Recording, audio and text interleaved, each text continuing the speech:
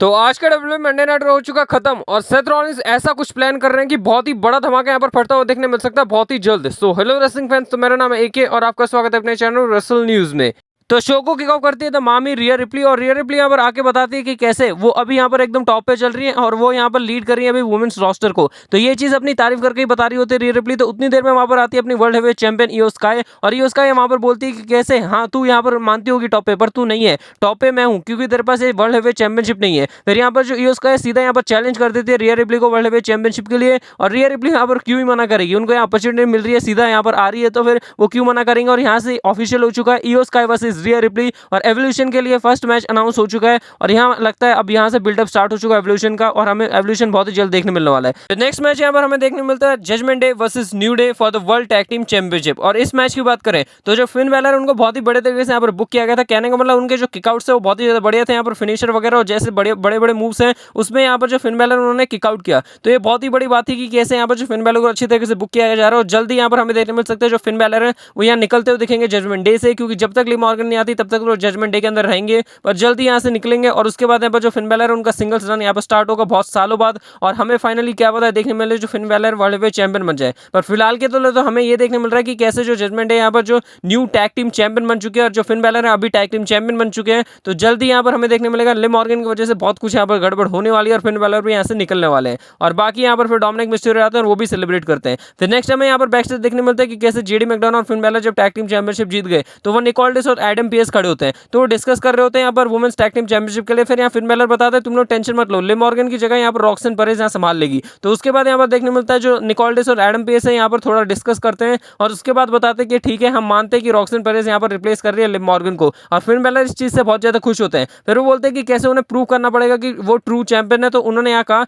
कि जो Raquel Rodriguez है और रॉक्सन परेज है वो अपनी जो चैंपियनशिप डिफेंड करेंगी एवोल्यूशन के अंदर एक फेटल 4-वे मैच के अंदर, जहां से रॉस मैकडॉन और एनएक्सटी से यहाँ टैग टीम आती हुई दिखेंगी। वह सीधा हमें यहाँ पर देखने मिलता है जो जजमेंट है अपने अड्डे पे पहुंच गई, अड्डे ही कहेंगे इसे। फिर उसके बाद हमें देखने मिलता है जो रॉक्सन परेज है उनको यहाँ पर टैग टीम चैंपियनशिप मिल चुकी है और वो बहुत ही ज्यादा खुश लग रहे हैं। फिर उसके बाद हमें देखने मिलता है जो फिन बैलर बोलते हैं कि कैसे हम यहाँ पर रॉक्सन परेज को अपनी जजमेंट डे के अंदर रखते हैं और यहाँ पर सबकी हाँ भर देते हैं। जेडी मैकडॉन और डोमिनिक मिस्टीरियो यहाँ पर हाँ बोल देते हैं और रकेल रोड्रिगेज भी फाइनली हाँ बोलती है और ऑफिशियली यहाँ पर रॉक्सन परेज यहाँ टैग टीम चैंपियन भी बन गई और जजमेंट डे के अंदर भी आ चुकी है और वो ऑफिशियल मेंबर भी हो चुकी है। तो यहाँ से हमें बहुत ज्यादा टेंशन देखने मिलेगा और फिन बैलर आखिर में खुश होता है कि उनके हिसाब से सारी चीजें चल रही हैं। फिर नेक्स्ट हमें यहाँ पर देखने मिलता है एक banger match Sheamus versus Rousseff और मैंने कहा था कि जब इनका मैच होगा तो बहुत ही ज्यादा मजा आएगा भाई। बहुत ही बढ़िया मैच हमें यहाँ पर इनके देखने मिला है, पर यहाँ जो सुपर लेग्स है हमें वो देखने मिली, यहाँ पर नी जो मारते हैं वो देखने मिली शीमस और उसके बाद हमें यहाँ जो किक्स हैं वो तो बहुत सारी देखने मिली, जो ब्रूक किक वगैरह मारते हैं और जो अपनी नी मारते हैं वो शीमस मार रहे थे और जो यहाँ पर जो रूसेफ की मर्जी का किक है वो यहाँ पर रूसेफ मार रहे थे। बहुत ही बढ़िया मैच हमें यहाँ देखने मिला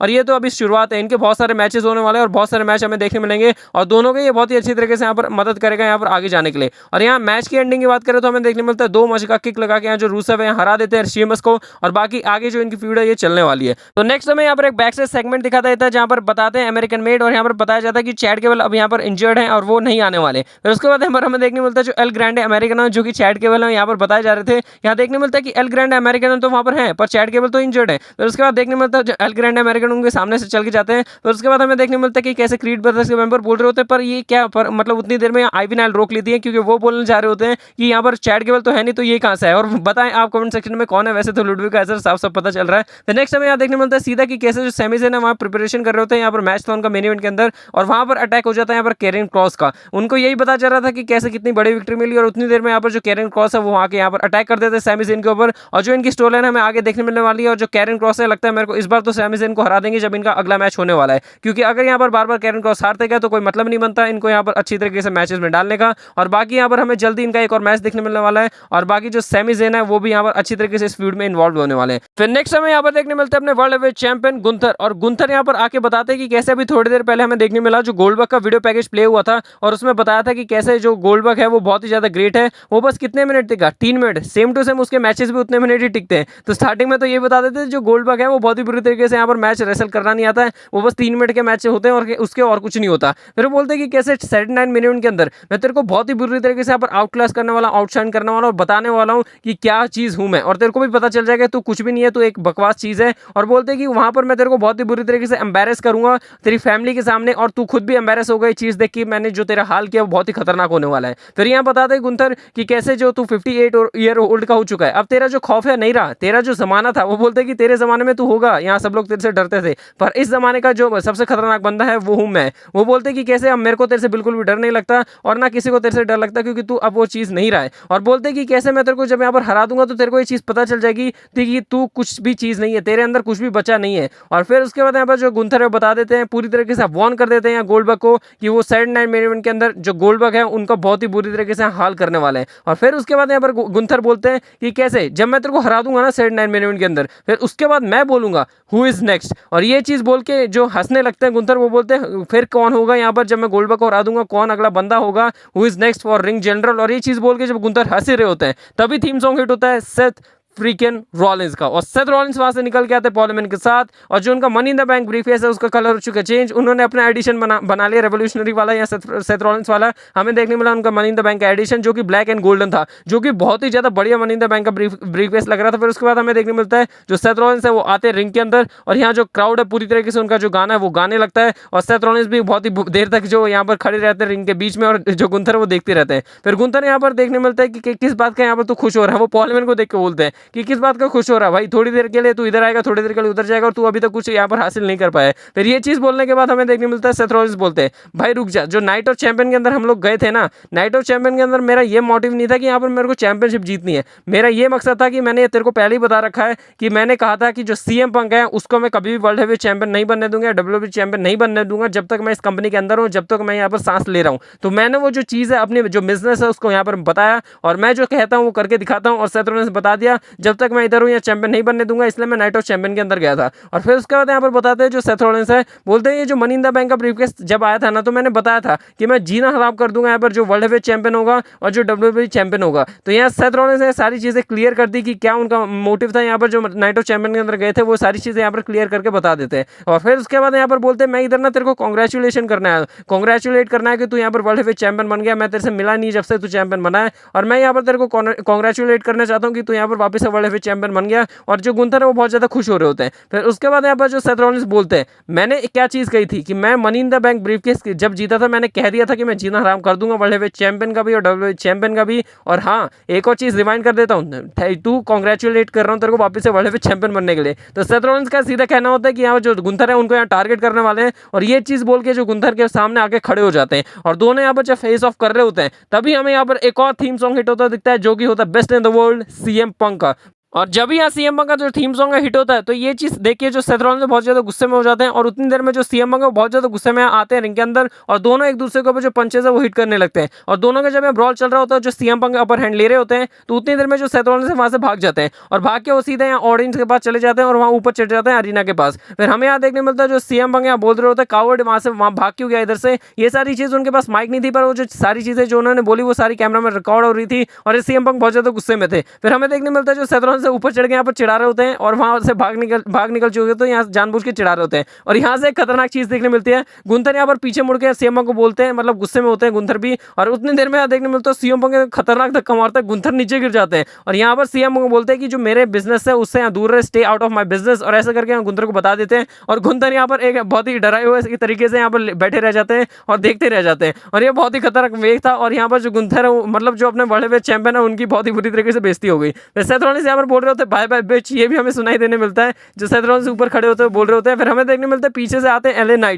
नाइट पहले तो पॉपकॉर्न खा रहे होते हैं, फिर उसके बाद यहाँ पर मारते हैं सेथ रॉलिंस को, जो कि बहुत ही खतरनाक लगा हमें, बहुत ही खतरनाक है फनी चीज यहाँ देखने मिली। फिर देखने मिलता है जो क्राउड है उनके पास चले जाते हैं, लड़ने लगते हैं, और जब हमें आखिरी में देखने मिलता है टेबल के पास लड़ रहे होते हैं काउंटर के पास, तो वहाँ पर कोई ड्रिंक रखी होती है, सेथ रॉलिंस एलए नाइट के मुंह पे मारते हैं और वहाँ से भाग निकलते हैं। फिर नेक्स्ट हमें यहाँ पर एक बैक साइड सेगमेंट देखने मिलता है, ये भाई और भी खतरनाक फनी सेगमेंट था। यहाँ देखने मिलता है जो डोमिनिक मिस्टेरियो पेपर दिखा रहे होते हैं एजे स्टाइल को कि कैसे तू यहाँ पर अभी मेरे को मार नहीं सकता, नहीं तो तेरे को अपना चैंपियनशिप मैच नहीं मिलेगा। और ये जो सर्टिफिकेट है देख रहे डॉक्टर की तरफ से मेरे को दिया गया है और ये साफ लिखा गया है कि मैं यहाँ पर रेसल नहीं कर सकता। फिर उसके बाद एजे स्टाइल बोलते हैं, चश्मा लगाते हैं और बोलते हैं एक बार देना। फिर यहाँ हाँ डॉक्टर ने तो सही कहा, यहाँ पर तू एक नंबर का पंक कैसे है। और ये चीज़ बोल के बहुत ही खतरनाक, भाई जिस तरीके से उन्होंने चश्मा लगाया और जिस तरीके से एजे स्टाइल ने बात बोली वो बहुत ही खतरनाक थी। और डोमिनिक मिस्टेरो का मुंह लटक गया। फिर उसका बोलते हैं डोमिनिक मिस्टेरो अभी तू मेरे को हाथ नहीं लगा सकता। और एजे स्टाइल बोलते हैं कि मैं तेरा बहुत ही बुरा हाल करूंगा, बस तू एक बार यहाँ से निकल जा, क्लियर हो जा। फिर उसको जब एजे स्टाइल वहाँ से जा रहे होते हैं तो हमें देखने मिलता है जो डोमिनिक मिस्टेरो ने कुछ तो यहाँ पर टॉन्ट करके यहाँ लाइन मारी, जिसकी वजह से वापस एजे स्टाइल आता है बहुत ही गुस्से में। फिर वो एजे स्टाइल बोल रहे थे कुछ कह रहा था, फिर बोलता है तू मेरे को हाथ नहीं लगा सकता, ओए मेरे हाथ नहीं लगा सकता, देख डॉक्टर ने मेरे को मना किया, तू मैं अभी रेसल नहीं कर सकता, हाथ नहीं लगा सकता। फिर उसके बाद यहाँ बोलते हैं, यहाँ पर जो डोमिनिक मिस्टेरो यहाँ से भागते भागते बोलते हैं कि MC Hammer you are not going to touch me, ऐसा करके बोलते हैं। वो एक रैपर उनका सॉन्ग होता है, ऐसा करके जो डोमिनिक मिस्टेरो वहाँ से भाग जाते हैं। फिर नेक्स्ट टाइम यहाँ पर देखने मिलता है सीएम पंक होते हैं बैक स्टेज और उनसे पूछा जा रहा है कि क्या कहना है। तो वो बोलते हैं जो गुंथर है, सेथ रॉलिंस जितने भी हैं इनसे मैं यहाँ पर जल्दी निपटने वाला हूँ। पर उतनी देर में सीएम पंक की नजर पड़ती है एक बंदे की तरफ। फिर वो बोलते हैं रुक जा मैं अभी वहाँ जाके आता हूँ। फिर देखने मिलता है वो कौन होते हैं, एले नाइट। और एले नाइट को सीएम पंक बताते हैं कि कैसे सेथ रॉलिंस मेरा मेरा जो मैटर है वो मेरा है और वो जो सारे बिजनेस हो मेरे साथ है उसका, तो तू बीच में मत आ। फिर एले नाइट यहाँ पर बोलते हैं कि मैं यहाँ पर बीच में नहीं आ रहा हूँ और उसने मेरे साथ जो किया उसकी वजह से यहाँ पर मेरे को मैच भी मिला सैटरडे नाइट मेन इवेंट के अंदर। और बाकी बात रही तेरी, तो यहाँ पर वो हमेशा तेरे को 6 दिन मिलता है हफ्ते के अंदर, तो तू उससे कभी भी निपट लेना। मेरे को तो मैच मिल गया सैटरडे नाइट मेन इवेंट के अंदर और मैं उसको अब तोड़ने वाला हूँ। और फिर वो लास्ट में यह करके बोल के चले जाते हैं और यहाँ से हमें साफ क्लियर हो जाता है LA Knight versus Seth Rollins होने वाला है सैटरडे नाइट मेन इवेंट के अंदर। भले यहाँ पर रिजल्ट क्लियर है कौन जीतेगा, पर यहाँ जो ड्रामा है बहुत खतरनाक देखने मिलने वाला है। फिर नेक्स्ट टाइम यहाँ पर रॉ में देखने मिलता है लायरा वल्केरिया वर्सेस बेली और जो जीतेगा वो होगा number 1 contender for the intercontinental championship और यहाँ बेकी लिंच को फेस करेगा। तो ये जो मैच है बहुत बढ़िया चल रहा होता है, दोनों यहाँ सुपरस्टार जी जान लगा देते हैं और दोनों ने अपने अपने मूव मारे और जो किकआउट्स है वो बहुत ही बढ़िया हो रहा था। मैच की ओवरऑल बात करें तो मैच भी हमें बहुत बढ़िया देखने मिला। एंडिंग इसकी वैसी थी जैसे एक्सपेक्टेड थी, हमें हम देखने मिलता है डबल पिन हो जाता है। बेली को लगता है कि वो जीत गई और लायरा वल्केरिया को लगता है वो जीत गई, तो दोनों का ये जो शोल्डर डाउन होते हैं और डबल पिन होता है और जिसकी वजह से जो मैच है वो ड्रॉ हो जाता है। और ड्रॉ होने के बाद तो यहाँ दोनों सुपरस्टार वापस से लड़ने लगते हैं और जो इनका ब्रॉल हमें देखने मिलता है। और बाकी जो इनकी फ्यूड चल रही है लायरा वल्केरिया, बेकी लिंच और बेली की, बहुत ही ज्यादा इंटरेस्ट डेवलप कर रहे हैं और बहुत ही ज्यादा मजा आ रहा है इसे देखने में। और बाकी ये जो चीज है आगे कंटिन्यू होगी। फिर नेक्स्ट हमें यहाँ पर देखने मिलता है एडम पेस और निकोल डेस आते हैं और बताते हैं कि कैसे एवोल्यूशन के अंदर एक यहाँ पर बैटल रॉयल होने वाला है और जो उसको जीतेगा वो क्लैश इन पेरिस के अंदर यहाँ चैंपियनशिप के लिए यहाँ अपॉर्चुनिटी गेन करेगा। तो यहाँ से एक और चीज हमें अनाउंस होती दिखती है, 3 चीज एवोल्यूशन के लिए आज के रॉ के अंदर अनाउंस होगी। बैटल रॉयल यहाँ रॉक्सिन पेरिस और रोगेल रोड्रिगेज डिफेंड करेंगी और रिया रिप्ली वर्सेस इयो स्काई। तो ये 3 मैच तो यहाँ पर एक रॉ के अंदर अनाउंस हो चुके हैं और बहुत सारी चीजें हमें आगे भी देखने मिलने वाली है। फिर यहाँ से आता है मेन इवेंट और यहाँ मेन इवेंट के अंदर Bronson Reed and Bron Breakker versus Sami Zayn and Penta देखने मिलने वाला था। पर उससे पहले यहाँ एंट्रेंस से पहले हमें देखने मिलता है पॉल एंड ब्रॉन्सन रीड को बताते हैं कि कैसे जो सेथ रॉलिंस है यहाँ अरीना से जा चुका है और वो प्लान बी के लिए प्रोसीड कर रहा है। तो यहाँ बता रहे होते हैं जो पॉल एंड अच्छी तरीके से समझा रहे होते हैं सेथ रॉलिंस यहाँ पर प्लान बी के लिए यहाँ काम कर रहा है। तो ब्रॉन्सन रीड ने जब ये पूछा वो प्लान बी क्या है और पॉल एंड जब बताने जा ही रहे होते हैं कि प्लान बी क्या है, उतनी देर में देखने मिलता है ब्रॉन ब्रेकर आते हैं और बहुत ही गुस्से में होते हैं, बोलते हैं अभी हमें पहले यहाँ पर जो सैमी ज़ेन है और पेंटागोन से निपटना और बहुत ही बुरी तरीके से उन्हें धोना है। और फिर पॉल एंड बोलते हैं हाँ उन्हें धोना है। फिर यहाँ से जो चीज़ हमें नहीं पता चलती कि प्लान बी एक्चुअल में है क्या। यहाँ जो ब्रॉन्सन रीड उन्होंने भी पूछा था पर यहाँ बताया नहीं गया क्योंकि यहाँ ब्रॉन ब्रेकर बहुत ज़्यादा गुस्से में थे, पॉल एंड उस चीज़ से डर गए थे। और यहाँ से हमें देखने मिल रहा है कि कुछ ना कुछ यहाँ सेथ रॉलिंस कुक कर रहे हैं। फिर नेक्स्ट हमें यहाँ सीधे देखने मिलता है main event Penta and Sami Zayn versus Bronson Reed and Bron Breakker. और मैच की बात करें तो मैच बहुत अच्छा खासा हमें देखने मिला। और जो मैच की बात है यहाँ तो हमें पता ही था, ये इसलिए बुक किया गया था जो सैमी ज़ेन और पेंटा है उनकी वजह से कैश इन नहीं कर पाए थे Seth Rollins night of champion के अंदर, तो उसी चीज़ से यहाँ पर डील कर रहे थे Bron Breakker and Bronson read. और मैच की बात करें तो मैच बहुत ही बढ़िया हमें देखने मिला और एंडिंग तो सबको पता ही थी कौन जीतने वाला है। एंडिंग में हमें यहाँ पर देखने मिलता है जो ब्रॉन ब्रेकर अचानक से एक खतरनाक स्पीयर हिट करते हुए दिखते हैं जब यहाँ पर ब्रॉन्सन रीड को सुपरप्लेक्स लगाते हैं सैमी ज़ेन और यहाँ पर 1, 2 और 3 स्पीयर के साथ यहाँ पर जो जीत जाते हैं Bronson Reed and Bron breaker. फिर उसके बाद देखने मिलता है ब्रॉन्सन रीड और ब्रॉन ब्रेकर पेंटा और सैमी ज़ेन को बहुत ही बुरी तरीके से यहाँ मारने लगते हैं और यहाँ पर सेव करने आते हैं जे ऊसो आते हैं स्टील चेयर के साथ ब्रॉन ब्रेकर को मारते हैं, फिर अंदर जाकर ब्रॉन्सन रीड को मारते हैं और इसी तरीके से हमें देखने मिलता है जो जे ऊसो यहाँ पर सेव कर लेते हैं सैमी ज़ेन और पेंटा को। और यहाँ हमें साफ साफ देखने मिल रहा है कि सारा का सारा मंडे नाइट रॉ या पूरा या सेथ रॉलिंस के अगेंस्ट जा चुका है और सारे सुपरस्टार सेथ रॉलिंस के अगेंस्ट लड़ रहे हैं। भले ही वो स्मैकडाउन के सुपरस्टार है रॉ के ज्यादा यहाँ सेथ रॉलिंस के अगेंस्ट खड़े हुए हैं, पर बहुत ही खतरनाक चीज हो चुकी है। सेथ रॉलिंस प्लान बी के लिए जा चुके हैं और सारे सुपरस्टार सेथ रॉलिंस के पीछे पड़े। तो सेथ रॉलिंस कुछ ही खतरनाक है, मास्टरमाइंड प्लान के साथ आने वाला है और ये सारे सुपरस्टार की बैंड बजने वाली है। बाकी वो प्लान क्या होगा वो आप कमेंट सेक्शन में बताएं आपको क्या लगता है। बाकी मैंने मंडे नाइट अच्छी तरीके से एक्सप्लेन कर दिया। वीडियो अच्छी लगी तो लाइक करें, चैनल को सब्सक्राइब करें और ऐसे इंटरेस्टिंग कंटेंट और वीडियो आपको चैनल पे देखने मिलने वाली है और बहुत ही ज्यादा बड़े बड़े वीडियो आने वाली है। तो स्टे ट्यून रहे, तब तक के लिए wrestling fans take care and good bye.